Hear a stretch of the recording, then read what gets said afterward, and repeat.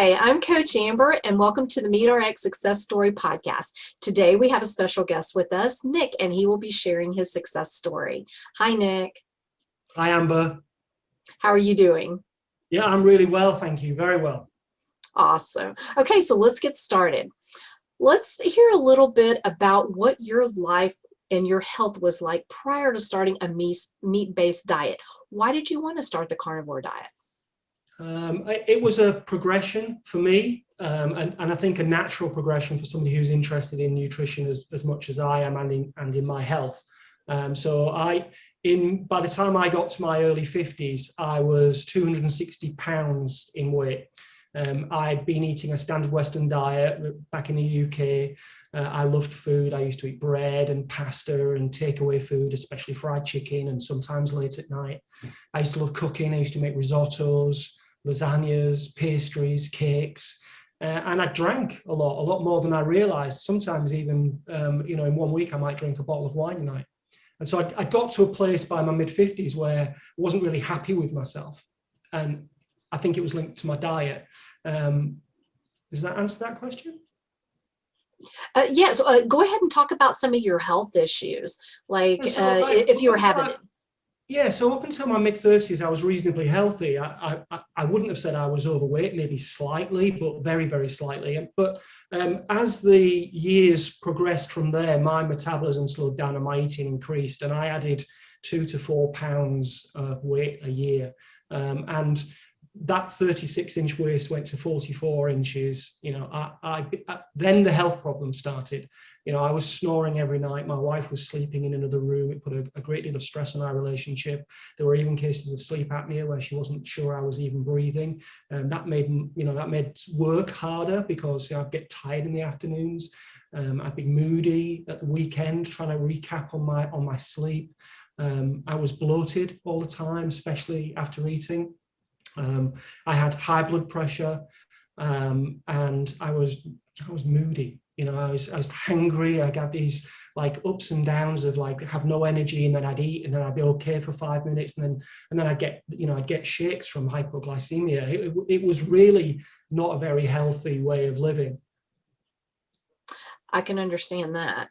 Okay, so when you first started the meat-based diet, how did you implement it? Like, what were you eating? What did you not eat? Yeah, I think like a lot of people, well, for me, it was easier because what I did was I cut down on carbs first. So I looked at low carb, and pretty much zero carb now. It's probably as low as you can get. But I went low carb, so I cut out all of the refined carbohydrates, the wheat and the pastries and the pastas and all, and then eventually cut out the rice and the grains and the wheat, pretty much all of it apart from maybe pumpkin and potato occasionally. And I really enjoy meat. As somebody who used to cook for a living, I used to think that meat was the main part of the dish and everything else was garnish. And I think the Western diet has gone, everything else is the main plate and the meat is the garnish. And I think, we all know the triangle's upside down.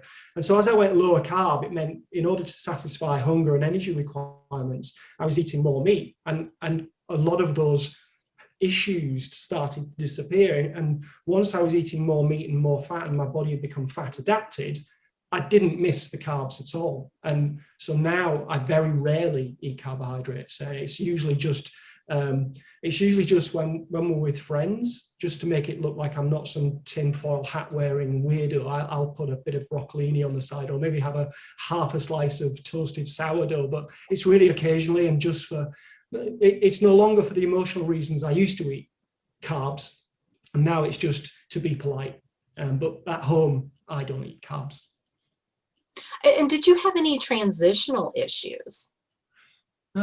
Yeah, so I didn't have any difficulty once I'd got beyond that, those withdrawal symptoms from the carbs. Things like that. When you cook risotto once a week on a Thursday and you really look forward to the risotto on a Thursday, there's an emotional connection to it.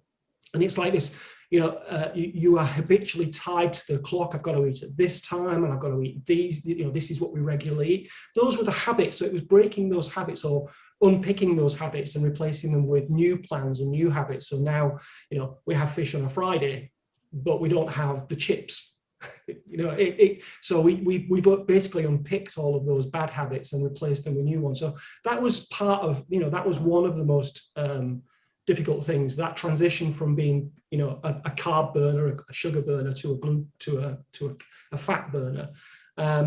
But as I educated myself and went, low carb, I introduced intermittent fasting. I pretty much went carnivore-ish. I realized it was easier to stick to those ways because it was assisting me in meeting my goals from a health point of view. And the other thing that really helped was finding a local butcher that is a paleo butcher that sells organic meat, that I can buy my nose to tail, I can buy my offal. I know, we don't all like offal, but I love making pate. I like making broth from bones. I buy the pork skin and make my own crackle, or I know you have a different name for it in the States, but pork crackle is it's just super full of collagen and protein. So I eat all the animal, the lower, the cheaper cuts. I occasionally have a steak when I feel like I need to have a steak, but otherwise it's roast dishes for me, like roast pork, roast beef, roast venison. So it hasn't been hard for somebody who loves food and loves meat. Awesome. We call pork skins chicharrones in Texas. Chicharrones, that's the American, Yeah. American chicharrones. Yeah. I love making chicharrones. I have them all every week, and pate every week. And I've got some venison bone broth on the stove at the moment. Nice, the venison. Yeah, we always have a freezer full of that. Awesome. Okay, so after you started the meat-based diet, what kind of changes did you notice? What improvements? Yeah, so the first thing was the snoring. I mean, literally within 3 weeks, my wife wasn't getting up in the middle of the night and going into the other room. And she's like, your snoring's improved. And within 3 weeks of cutting out carbs.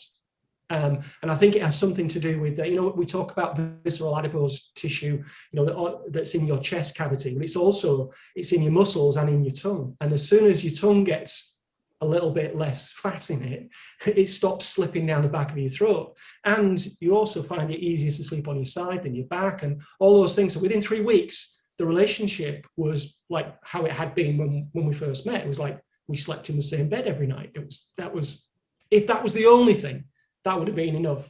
But I stopped being moody, stopped being hangry, I stopped those forgetful moments. My memory was clear. My prefrontal cortex began to work as it should do.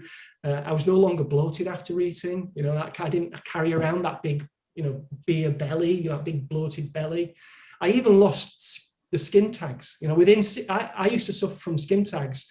And I believe, and now I know it's connected to insulin resistance, but I didn't know at the time. I just had them removed. But then I used to have a big one here on my ear. It's gone.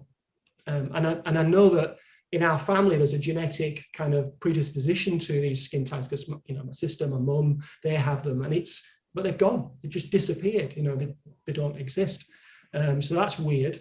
And in terms of all of the things that made me a pre-diabetic, so I had high blood glucose, but my blood pressure is normal, my HbA1c is normal, my triglycerides less than 100 milligrams per deciliter. My HDL's over 80. So my triglyceride HDL ratio is back where it should be, less than 1. My waist circumference is 32. But I did lose 88 pounds. I don't know if you're going to show the before picture at some point, but I was a big guy. And now, actually, when I lost the weight, I did find that I didn't have much muscle tone. I didn't have the same kind of athletic physique that I had it was basically just wasted because I wasn't eating enough meat. But then because I lost the weight, I found I could exercise more easily. I could do more walking. I could do more body weight resistance, like squats and push-ups and planks and that kind of thing. And about 6 months ago, I started going back to the gym because I felt like sarcopenia was an issue, in old age, and I wanted to put on lean muscle mass. And I put on I would say probably about 14 pounds of muscle in 6 months. Just as an example, my 1 rep max on leg press has gone from 310 pounds to 570 pounds. And I do 5 sets of 5 now at about 500 pounds. So it's like, so that for me, I couldn't have done that without meat. I literally eat for my goals, and meat is the only thing that I prioritize. That's awesome. I love hearing all the good stuff. That's amazing. And the snoring thing, I love Yeah, that. amazing. Yeah, That yeah, definitely makes a difference in a marriage. it That's makes a big awesome. difference. It makes a big difference. It sure does. Well, Nick, it's been a pleasure. And thank you so much for coming on the podcast and sharing your story. You're welcome. Thank you very much for inviting me. Absolutely. And you have a wonderful evening. Thanks, Nick. You too. Thank you. Bye-bye. Bye.